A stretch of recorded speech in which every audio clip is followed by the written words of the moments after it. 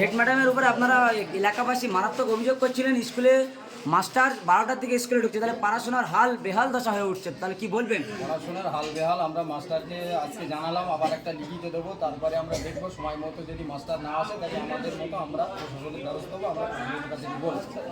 আর একটা বিষয় হলো, আজকে যে সাধারণ মানুষ দেখছেন সব এসছে, যে আমাদের প্রাইমারি স্কুলের পাশে যে একটা কল বসিয়েছে, মিস্ত্রিও সামনে দাঁড় করিয়ে দিলাম, আপনাদের মিডিয়ার মিস্ত্রির কথা বললো যে 16 থেকে 18,000 টাকার মতো কলটা বসাতে খরচা হয়, কিন্তু ওতে যা হিসাব, ওখানে যা বোর্ডে লেখা আছে লক্ষাধিক টাকার মতো হিসাব দিয়েছে।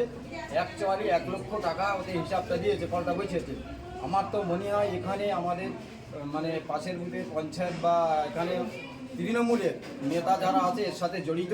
এই বুথে কোন পার্টি জিতে আছে? এই বুথে অকবারে জিতে আছে তৃণমূলের।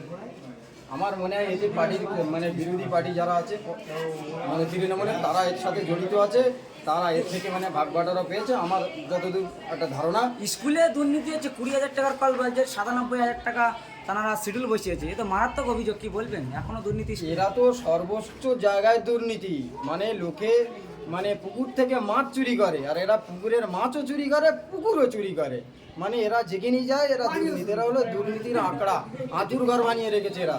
এই একটা সাধারণ মানুষ, এখানে ছোট ছোট বাচ্চারা পড়াশোনা করে, সেখানে যদি একটা খাবার জল না থাকে, পরিষ্কার ভালো জল যদি না থাকে, তাহলে সেই বাচ্চাদের যখন পিপাসা লাগবে বা এই রোদ্দুরে গরমে বাচ্চারা যখন জল খেতে যাবে, সেই জলটার যে পর্যাপ্ত পরিমাণ যদি না খেতে পায়, আর যদি কলে জল না ওঠে, তাহলে কোন জায়গায় যাচ্ছে? 1 লক্ষ টাকা খরচ দেখিয়েছে, মানে সামথিং কিছু কম, সেই জায়গায় দাঁড়িয়ে এত টাকা খরচা করে কল বসিয়েছে, সেই কলে জল নেই, জল উঠছে না।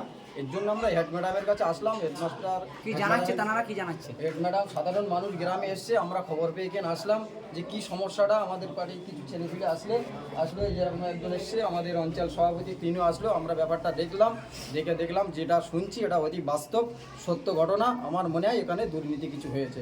আমি বলবো আমাদের অঞ্চল সভাপতি কিছু বলার জন্য। আপনারা কি লিখিত কিছু জানিয়েছেন? হ্যাঁ, আমরা আজকে এসেছি ম্যাডামের কাছে, ম্যাডাম বললেন কেন আমাদের আশ্বাস দিয়েছে যে তোমরা লিখিত জমা দাও।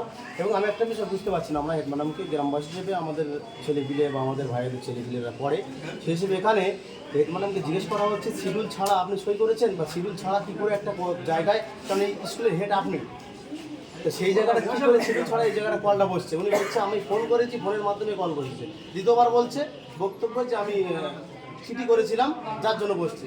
কিন্তু এই জায়গাটা দেখতে পাচ্ছি আমরা ধোঁয়াশার মধ্যে মানুষ রয়ে গেছে। এবং এই স্কুলটায় মোটামুটি ভিএসসি কমিটি তৈরি, স্কুলের 97% চাচ্ছে যারা ভিএসসি কমিটি আছে তারা থাকবেন না, কেননা এখানে প্রশাসন লেভেলেও হয়ে গিয়েছিল। সেই জন্য আজকে আমরা চাই 1 সপ্তাহ সময় নিয়েছে, আমরা লিখিত আজকে জমা দেবো।